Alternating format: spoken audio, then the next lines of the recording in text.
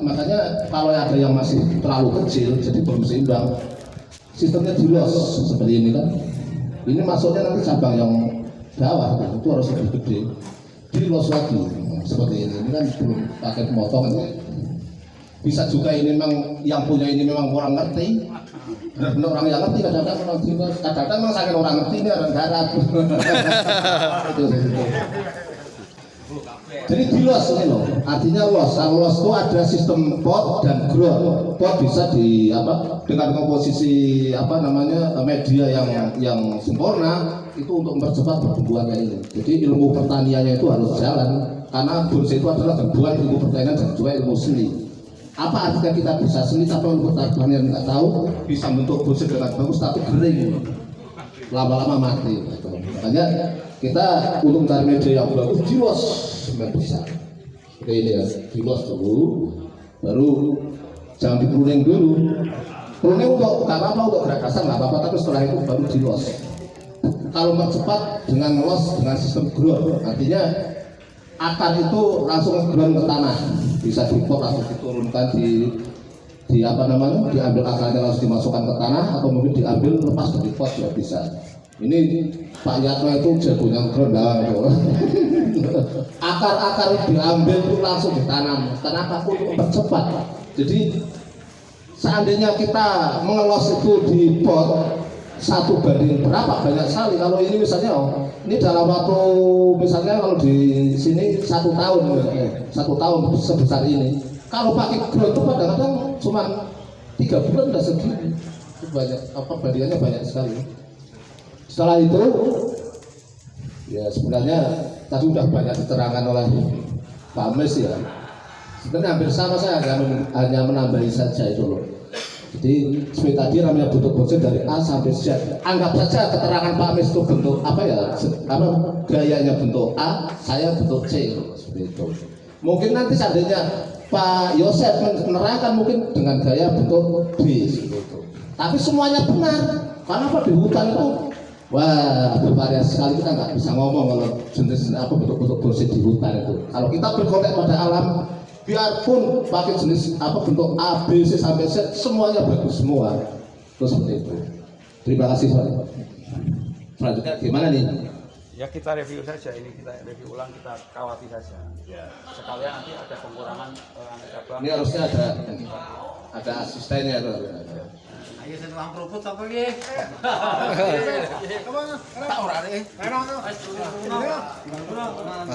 Pemperundingan mau pengawatan. Perunding dulu. Pengawatan. Ujung-ujungnya di Turai Mawon, yang di bawah. Ini kita akan mengurangi sedikit mengurangi anak cabang yang tumbuh supaya nantinya kita kembang tinggi. TPRI kok Kalau kita ambil yang kekuatan tumbuhnya itu kecil, karena yang kita gunakan tetap kekuatan tumbuh yang besar supaya pertumbuhannya itu lebih cepat.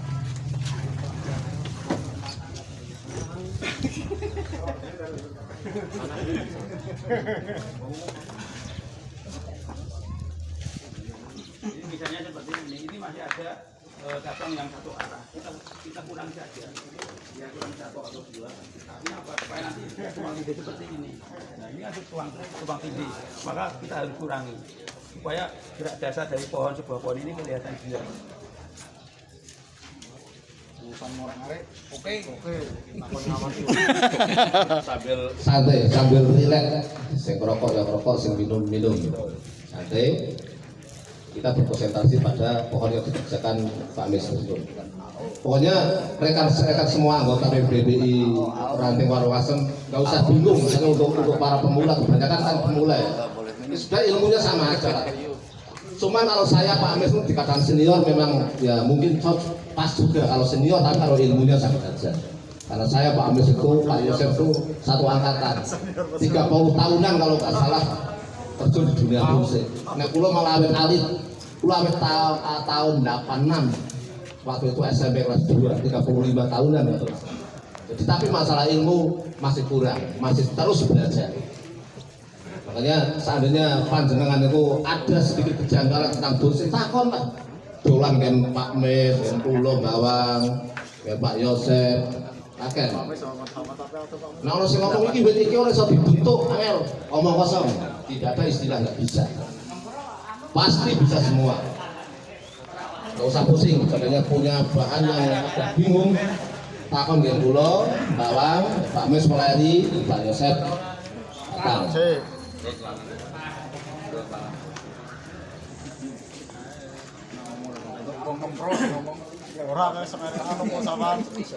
Peroningan. Ini berhubung tadi saya juga serang-serangin dari Pak No dongeng, jadi acaranya agak sedikit.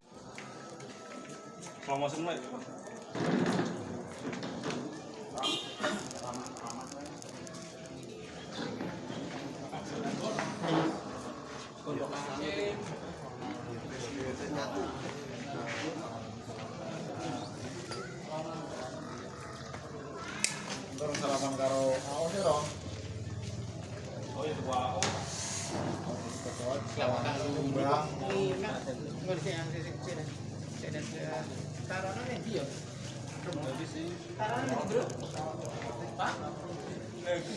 Allah ya rupiah kan aku yang kain. Oh, akan top. Udah ketok pasar.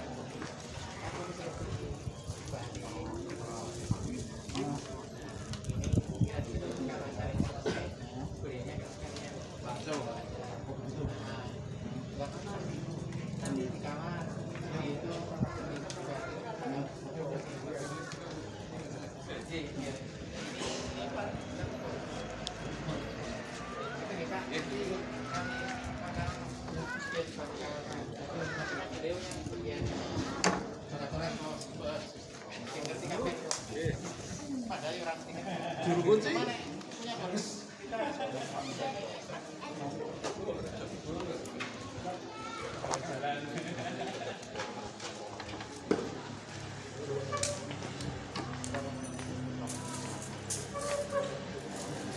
Antara cabang, anak cabang dan cucu cabang antara satu dengan lain kita tidak tumpang tindih. Orang jadi siji tahu-tahuan itu.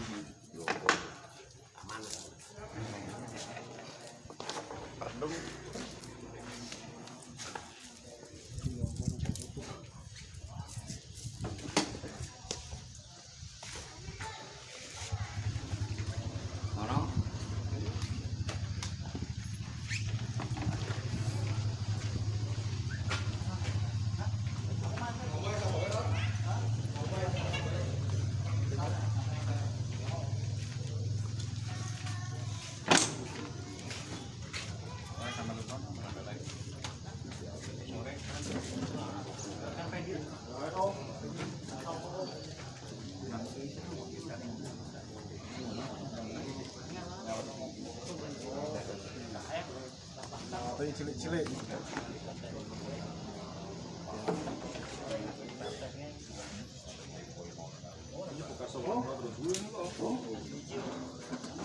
Biasanya untuk mereview pengawasan seperti ini kan kita harus menunggu 2 atau 3 bulan setelah sehat lagi sebenarnya. Nek langsung dirawati kan kita kan risiko tinggi, risikonya itu kan nanti kan kadang-kadang muncul mati rantai, muncul mati cabang itu seperti itu karena kan ini kan luka-lukanya ini kan belum sembuh sebenarnya. Kita harus sembuh dulu.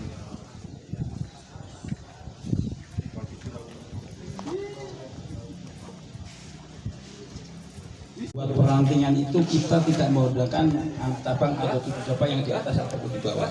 Ini prosesnya. Tapi beda lagi setelah ini kita desain sudah jadi, kemudian yang atas kita buang, yang bawah kita buang, kemudian kita menuju ke mahkota. Kalau mahkota beda lagi. Kalau mahkota itu kalau sisinya seperti itu enggak selesai, artinya tambah lagi. Makanya kalau kita sudah mencapai titik finish di mahkotanya, maka cabang yang di atas itu kita gunakan untuk kelengkapan sebuah kanopi. Nanti ini digunakan diberdirikan kalau sudah di atas. Tapi kalau masih di proses di percabangan jangan digunakan, karena nanti spasinya terhalang oleh pertumbuhan anak cabang atau tujuh cabang yang di atas, spasinya hilang.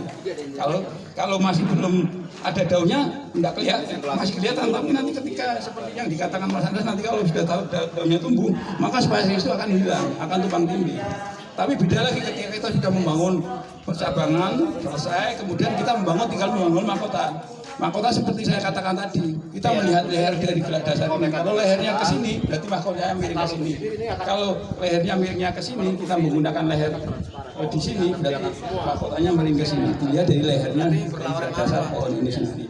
Nah, kemudian perbedaannya konsepnya untuk perantingan anak cabang dan cucu cabang sebuah perantingan ini kalau sudah di mahkota nanti yang di atas kita gunakan.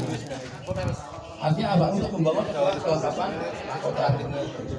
Tapi kalau masih di bawah jangan digunakan, tapi kalau sudah di atas karena kalau disambung-sambung dan sampai dengan dua orang tekan.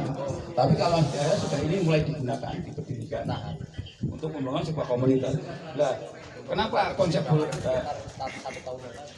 tropis ini nanti mahkotanya kita tidak mengerucut karena kita di 2 musim. Ada musim panas, musim hujan. Kalau 4 musim, ada musim salju dan lain-lain kita mengerucut. Tapi kalau untuk konsep tropis kita harus setengah lingkaran, setengah kubah atau setengah bola. Jadi membesar. Jangan mengerucut. Nah, makanya kan nanti cabang-percabangan seperti ini kita gunakan yang di atas itu digunakan untuk melengkapi sebuah mahkota itu sendiri.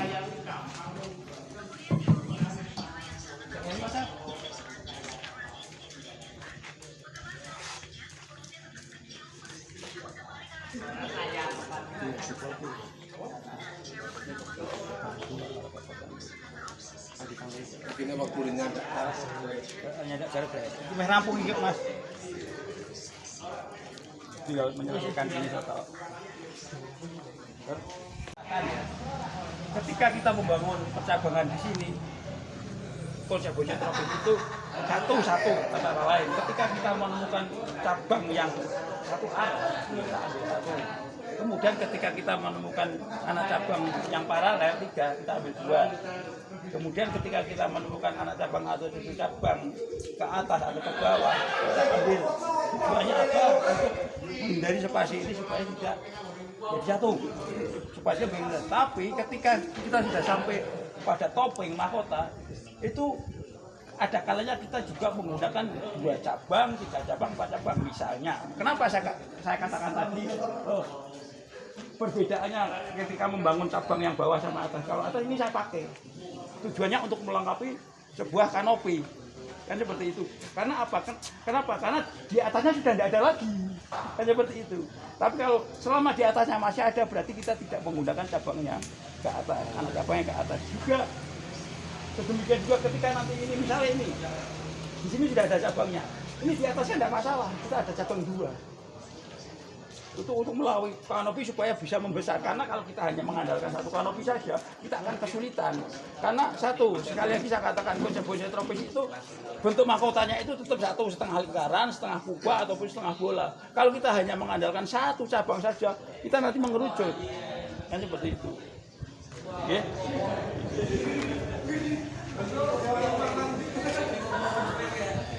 Ini misalnya seperti ini saya pakai, saya ataskan untuk melengkapi mahkota, kan di atasnya sudah tidak ada lagi, atau pesoran baduan mana seperti itu. Tapi kalau masih di sini tetap tidak kita gunakan karena spasi nanti kita tabrakan, tumpang tindih itu yang tidak dibayar oleh juri, biasanya seperti itu, tumpang tindih seperti itu. Makanya saya di awal saya katakan kita adakan pengurangan anak cabang atau cucu cabang. Caranya seperti apa? Kita melihat kekuatan tubuh yang besar. Kalau yang kekuatan tubuhnya besar kita pakai. Kalau yang kekuatan tubuhnya kita buang. Meskipun tidak harus kanan kiri. Kita melihat yang kekuatan tubuh. Kadang-kadang kalau kita patokannya kanan kiri, pas kebetulan sing kekuatan tubuhnya besar sing bagian kiri, wah ini orang kanggo orang kanan kiri. Padahal tidak seperti itu. Belum tentu yang kanan kadang kanan atau kiri tidak masalah. Tapi kalau kita patokannya kanan kiri, pas bagiannya sing dipotong pas sing kekuatan tubuh besar kan eman kan seperti itu. Ya itu. Jadi kita kondisional saja seperti itu.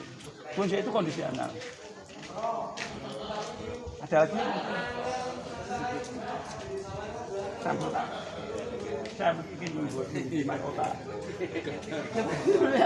Membikin mahkota pun ini kan belum waktunya, karena kan konsep dari awalnya mungkin dengan malah bingung malahan. Tapi berhubung ini pohon sudah jadi, saya bikin aja sekalian kan. sebenarnya kan kita harus bertahan. Cuman kawatnya yang nomor 2 ada kurang kecil.